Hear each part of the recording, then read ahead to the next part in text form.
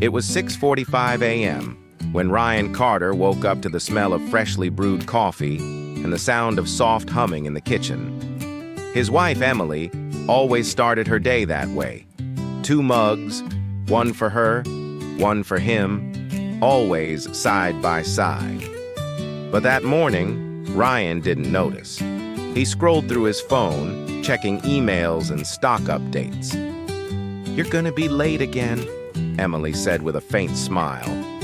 "Just 5 more minutes," Ryan replied, eyes still on his screen. She laughed quietly and placed his coffee beside him.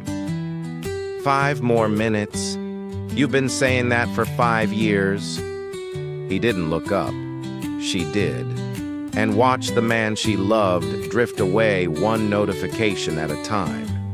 Emily and Ryan had been married for 9 years.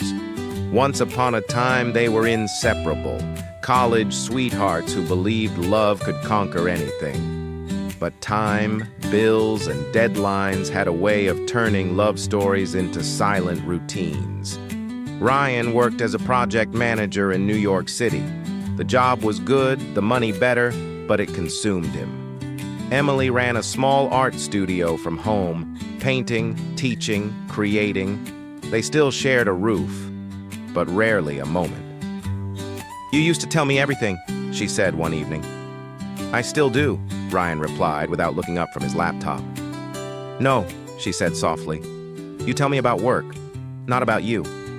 He sighed. "Emily, I'm just tired." She smiled sadly. "I know. I just missed the version of you that wasn't." Their 10th wedding anniversary came on a rainy Friday night. Emily spent the entire day decorating the living room, candles, soft jazz, and a photo collage of their memories together. She wore the same blue dress she'd worn on their first date. But 9 p.m. came, then 10 o'clock, then midnight. Ryan never showed up. He was stuck in an office meeting that, according to him, just couldn't wait. When he finally returned home past 1 a.m., he found her asleep on the couch, mascara smudged, the candles long melted. Next to her plate sat a handwritten note. "I know your job is important. I just hope someday I'll be important too."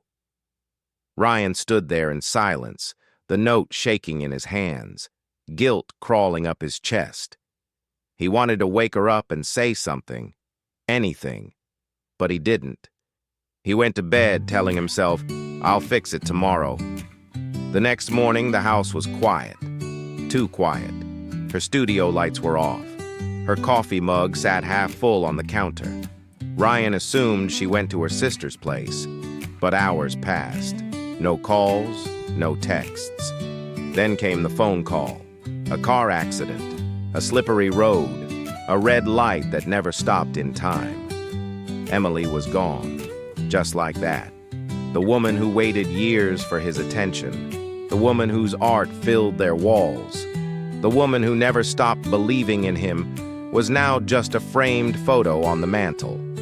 And beside that photo, Ryan placed her last coffee cup, still stained with the lipstick she wore that morning. Days turned to weeks. Ryan's world became silent. He quit his job temporarily and spent his nights walking through her studio, touching every brush, every unfinished painting. One canvas caught his eye, a half-painted picture of the two of them on a park bench, smiling. On the corner, she had written a single line in pencil.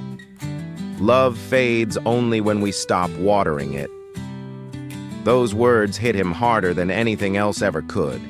He realized he had been living to earn, not to live, to succeed, not to love. And in chasing everything, he lost the one person who made life worth it.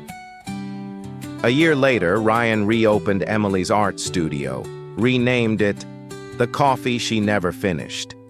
He turned it into a free community art center for young women, a place Emily once dreamed of creating. Every morning he brewed 2 mugs of coffee, one for him, one for her. He sat by the window watching the sunrise, whispering, I hope you're proud, Em. I finally learned what matters. Some people teach you how to love. Some people teach you how to live. But a few teach you how to regret. If you're lucky enough to have someone who still waits for your time, don't make them wait forever. Because love doesn't ask for money, fame, or success. It only asks for presence. This story is for every husband, wife, or partner who forgets that time spent together is the greatest gift love can give.